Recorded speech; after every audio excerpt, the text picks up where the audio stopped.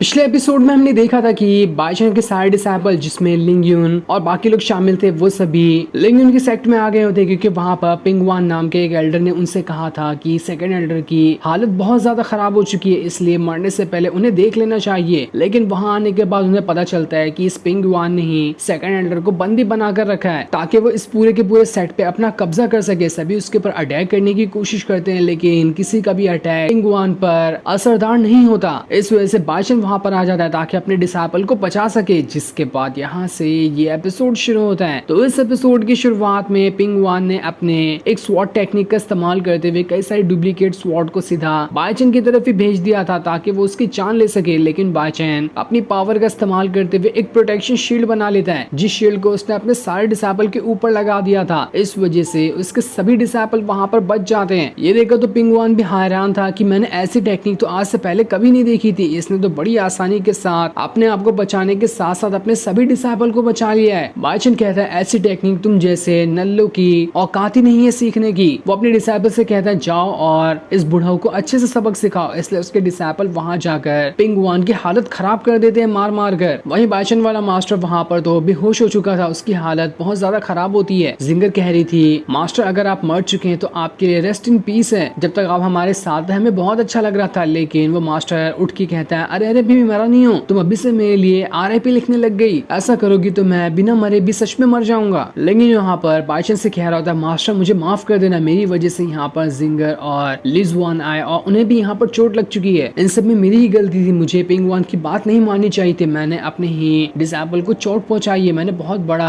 अपराध कर दिया, इसलिए मैं यहाँ पर आपके सेकंड डिसाइपल बनने के लायक ही नहीं हूँ। मैं यहाँ से जा रहा हूँ और आपको कभी मुंह नहीं दिखाऊंगा। जिस पर बाइचन कह रहा होता है अरे अरे तुम तो यहाँ पर कुछ ज्यादा ही सीरियस हो रहे हो, इतना टेंशन लेने की जरूरत नहीं है, ये सब तो नॉर्मल चीज है, ऐसा तो चलता रहता है। जाओ सेट के अंदर और सूत्रा पवेलियन के अंदर जाने के बाद तुम्हें जो अच्छी टेक्निक मिले ना वो ले लेना ताकि उसका इस्तेमाल करते हुए तुम यहाँ पर अपने दुश्मनों का मुकाबला कर सको। तुम्हारे अंदर हिम्मत तो बहुत ज्यादा है लेकिन तुम्हारी वीकनेस यही है कि तुम जल्दी किसी की बातों में आ जाते हो। उसी तरह से तुम पिंगवान की बातों में आ गए बिना कुछ सोचे समझे कि क्या पिंगवान यहाँ पर सही कह रहा है या गलत कह रहा है। और सेट को छोड़ने की बात तो कभी मत कहना, तुम्हारे जितने भी डिसाइपल है वो तुम्हारे भाई बहन की तरह है। जब भाई बहन ही किसी मुसीबत में एक दूसरे का साथ नहीं देंगे तो कौन साथ देने आएगा। जो सुनकर तो लिंगयुन बहुत ज्यादा खुश हो जाता है कि मुझे किस्मत से इतना अच्छा सेट यहाँ पर मिला है। जिसके बाद लिंगयुन वहाँ से सेकंड एल्डर के पास आता है। वहाँ पर आने के बाद वो उससे कह रहे होते हैं तुम्हारा फैसला बिल्कुल सही है कि तुम यहाँ पर बाइचन के सेकंड डिसाइपल बने रहना चाहते हो, वो लोग बहुत ज्यादा अच्छे हैं। साथ ही तुमने यहाँ पर इस पिंगवान को पकड़वा कर बहुत अच्छा काम कर दिया। मैं इसे मार मार कर सारी चीजें पूछ लूंगा कि आखिर और हमारे सेट में ऐसा उसी की तरह कौन कौन जासूस छुप कर बैठा हुआ है जो हमारे सेट को ही बर्बाद करने की कोशिश कर रहा है। जिसके बाद बाइचन कहता है अगर यहाँ पर सारी चीजें सॉल्व हो गई हैं तो चलो हम यहाँ से वापस हमारे सेट में चलते हैं। इसलिए सारे डिसाइपल वहाँ से फिर से सेट में जाने के लिए मान जाते हैं। वहीं सेट में जूशन अपना कल्टीवेशन कर रहा होता है जहाँ वो अपना ब्रेक थ्रू करने की कोशिश कर रहा था। लेकिन जैसे जैसे वो कल्टीवेशन कर रहा होता है उसे ऐसा महसूस हो रहा था कि आसपास जरूर कोई ना कोई मौजूद है जो जूशन से कह रहा है क्या तुम मुझे पहचानते हो, देखो मैं यहाँ पर हूँ, पहचानते हो तो जरा पीछे मुड़कर देखो। इस चीज को देखकर तो जूशन परेशान हो जाता है कि यहाँ पर है कौन जो मुझे यहाँ पर डिस्टर्ब कर रहा है, और डिस्टर्ब भी कर रहा है तो असल में वो इंसान होना तो कौन चाहिए, कहीं वो यहाँ पर आकर कुछ गड़बड़ करने की ना कोशिश करे, मुझे इसके बारे में पता लगाना पड़ेगा। वो कहता है कौन हो तुम, बाहर आओ, हिम्मत है तो मेरे सामने आकर खड़े हो जाओ, मैं अभी तुम्हें देख लेता हूँ कि तुम कौन हो और यहाँ पर क्या करने के लिए आए हो। लेकिन तब भी वो इंसान जो वहाँ पर जूशन को आवाज लगा रहा था वो बाहर नहीं निकल कर आता। इस चीज को देखकर जूशन कह रहा होता है बस बहुत हो गया, मेरे साथ और ज्यादा खेल खेलने की कोशिश मत करो वरना मैं तुम्हें देखते साथ ही तुम्हारी जान ले लूंगा। मैं यहाँ पर अपना कल्टीवेशन कर रहा हूँ इसलिए मुझे दोबारा डिस्टर्ब बिल्कुल भी मत करना है। इसलिए वो फिर से वहाँ पर अपना कल्टीवेशन करना स्टार्ट कर देता है। पर जैसे वो कल्टीवेशन कर रहा होता है पीछे से कोई उसके ऊपर हाथ रखते हुए उसकी आंखों को छुपा देता है, और आंखें छुपाने के बाद वो उससे कह रहा होता है देखो मैं ही था वो जो तुम्हें कब से आवाज लगा रहा था, क्या तुम मेरी आवाज नहीं पहचानते,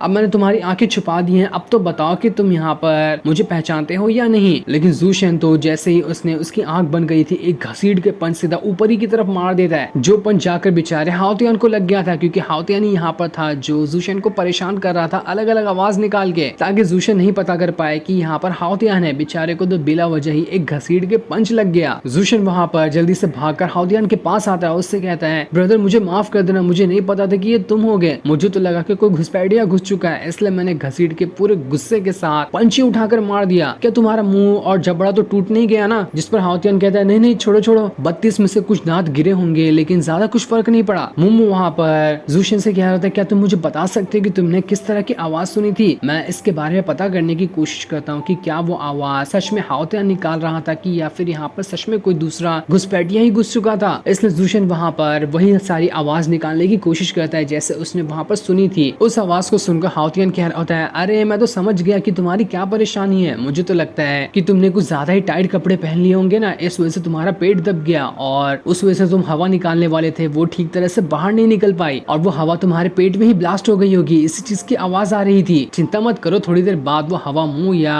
तुम्हारे तशरीफ से होकर बाहर निकल जाएगी। इससे जरा आगे से ढीले कपड़े पहना करो। जो सुनकर तो ज़ूशन भी हैरान कि अरे ये गधा क्या बोल रहा है, मेरे पेट से आवाज निकलेगी और मुझे ही नहीं मालूम पड़ा रहेगा। लगता है चोट लगने से ना हाउतियान का दिमाग थोड़ा हिल गया है, इसलिए वो ऐसी ऐसी बातें कर रहा है। पर चोट तो उसके दांत में लगी थी, दांत में लगने से दिमाग कैसे हिल गया इसका। जिसके बाद ज़ूशन कह रहा था मैं जा रहा हूँ मास्टर के पास, उन्हीं को बताऊंगा कि मैंने कैसी आवाज सुनी थी। लेकिन हाउतियान उसे रोकते हुए कहता है रुक जाओ, मास्टर वहाँ पर अपना कल्टीवेशन कर रहे होंगे, तुम यहाँ पर इस मुम्मू से क्यों ना पूछ लेते हो, वही तुम्हें अच्छे से गाइड कर देगा कि कैसे तुम्हें ठीक तरह से अपनी कल्टीवेशन करनी है। इसलिए मुम्मू वहाँ पर उसे कल्टीवेशन करना सिखा रहा होता है, जहाँ वो कल्टीवेशन तो कम लेकिन डांस ज्यादा कर रहा था। ऐसा लग रहा था कि वो कोई इंस्टाग्राम का रील बनाने वाला है जो बड़ी अच्छी तरीके से नाच नाच कर वहाँ पर कल्टीवेशन कर रहा होता है। दूसरी तरफ बायचेन जो अपना कल्टीवेशन तो नहीं कर रहा था भल्ले से, मगर जंगल में वो बढ़िया बढ़िया चिकन पकाकर खा रहा होता है। उसे पकाते हुए वो जोर जोर से गाना गा रहा था कि आज तो मेरा पसंदीदा खाना बना है, मैं इसे बड़े चाव से खाऊंगा, खाने की तो खुशबू इतनी अच्छी है कि खुशबू से ही मेरा पेट भर रहा है। पर बेचारे की फूटी किस्मत, वो जैसे ही पहला निवाला लेने वाला होता है कि उससे पहले उसके ऊपर बिजली आकर गिर जाती है, जिस वजह से तो बेचारे की वहाँ पर हालत पूरी तरह से खराब हो चुकी थी। वो कह रहा होता है गरीबी में आटा गीला, मेरा तो एक चिकन मिला था वो भी मेरे हाथ से निकल गया और ये बिजली भी मुमू की तरफ से ही गिरी होती है क्योंकि वो डांस करते करते अपनी थंडर पावर को एक्टिवेट कर चुका था। मुमू ज़ूशन से कहता है देखो मेरे सारे स्टेप याद हो गए ना, अब जरा यहाँ पर उसी तरह से नाच नाच के कल्टीवेशन करके मैं भी तो देखो कि तुम कितना अच्छा डांस कर लेते हो। हाउतियान मुमू से कह रहा होता है भाई देखो तुमने यहाँ पर सही तो कल्टीवेशन सिखाई है ना, मुझे उस कल्टीवेशन में थोड़ी सी गड़बड़ लग रही थी, वो कल्टीवेशन कम कुछ और चीज ज्यादा लग रहा था, तो क्या तुम जरा एक बार फिर से सारे के सारे कल्टीवेशन स्टेप करके दिखाओगे। इसलिए मुमू वहाँ पर फिर से वहाँ पर वही कल्टीवेशन करना स्टार्ट कर देता है। इस बार भी वो कल्टीवेशन कम डांस ज्यादा ही कर रहा था और बेचारा जितना डांस कर रहा होता है उतनी ही ज्यादा बिजलियां बायचेन के ऊपर गिर रही थी। उसका तो खाना चले ही गया, लगता है कि वो भी फ्राई होकर खाना ही बनने वाला है। इधर मुमू वहाँ पर ज़ूशन से कह रहा होता है मैंने सुना है कि तुम्हारी बॉडी से एक बोन गायब थी लेकिन तब भी बायचेन मास्टर ने तुम्हारा ब्रेक थ्रू करने में मदद की, मुझे तो लगता है कि वही हड्डी गायब है ना, उस वजह से तुम्हें अजीब अजीब आवाजें सुनाई दे रही होगी। ये सुनकर ज़ूशन कहता है ऐसी बात है तो ठीक है, मैं जा रहा हूँ मेरी हड्डी वापस लाने के लिए, मेरे अंकल ने ही मेरी हड्डी चुरा ली थी। दूसरी तरफ हम ज़ूशन के अंकल को देखते हैं जहाँ पर 2 डिसाइपल आए होते हैं। वो लोग वहाँ पर आने के बाद कह रहे थे सीनियर अगले महीने यहाँ पर एक क्लाउन कंपटीशन होने वाला है ना, उसमें अलग अलग सेट यहाँ पर आएंगे, तो क्या आप हमें वहाँ पर कंपटीशन में हिस्सा लेने की परमिशन दे सकते हैं, हम भी उसके अंदर हिस्सा लेना चाहते हैं। जिस पर अंकल जू कह रहा था तुम दोनों गधे और कंपटीशन में हिस्सा लोगे, ऐसा कभी नहीं होने वाला, तुम लोग तो वहाँ पर कंपटीशन में जाने से पहले ही डर के भाग जाओगे, मैं यहाँ पर अपनी फैमिली की बेइज्जती नहीं करवाना चाहता, इसलिए भाग जाओ यहाँ से, मैं तुम्हें कंपटीशन में नहीं ले जाऊंगा। वो दोनों डिसाइपल वहाँ पर अंकल जू का पैर हाथ दबाते हुए कह रहे थे अरे एक बार तो हमें मान लो, हमें एक बार टेस्ट करके तो देखो कि हम यहाँ पर कितने अच्छे हैं। लेकिन तब भी अंकल जू उन्हें उठाकर वहाँ से फेंक देता है कि तुम जैसे कचड़ों की मुझे कोई जरूरत नहीं है। तब वहाँ पर ज़ूशन आता है जिसने अपने चेहरे पे मास्क लगाया हुआ था, उसे देखकर अंकल जू कह रहा था ओ गधे के बच्चे कौन है रे तू और यहाँ पर क्या करने के लिए आया है, कंपटीशन में हिस्सा लेना तो आ इधर आ और इस पेपर पे साइन कर, सबसे पहले ये बता कि तेरे पास टोकन है भी कि नहीं है। तब ज़ूशन उसे अपना नकली नाम बताता है कि मेरा नाम चोंग है। दूसरी तरफ अंकल जू के ही सेट के अंदर कई सारे डिसाइपल जो होते हैं वो आपस में प्रैक्टिस करते हुए फाइट कर रहे थे, लेकिन जैसे दो लोग आपस में एक दूसरे के सामने आकर अटैक करने वाले होते हैं कि एक दूसरे को छूते साथ ही उनकी वहाँ पर हालत खराब हो जाती है, तो वो लोग फाइट क्या ही करेंगे इसके बारे में तो कोई कुछ कह ही नहीं सकता। वो दोनों इतना स्लो मोशन से फाइट कर रहे होते हैं कि सामने वाला फाइट देखते देखते बूढ़ा हो जाए, पर इन लोगों की कछुए जैसी फाइट कभी खत्म ही ना हो। वहीं पर एक और एल्डर मौजूद होता है, वो इन लोगों की फाइट देखकर कह रहा होता है क्या ही घटिया लोग हैं, ऐसे लोग कंपटीशन लड़ेंगे ना, इससे तो सेट की ऐसी बेइज्जती होगी कि जहाँ पर भी हम जाएंगे लोग हमारा मजाक उड़ाने से नहीं रुकेंगे। हमने यहाँ पर ये डिसाइड किया था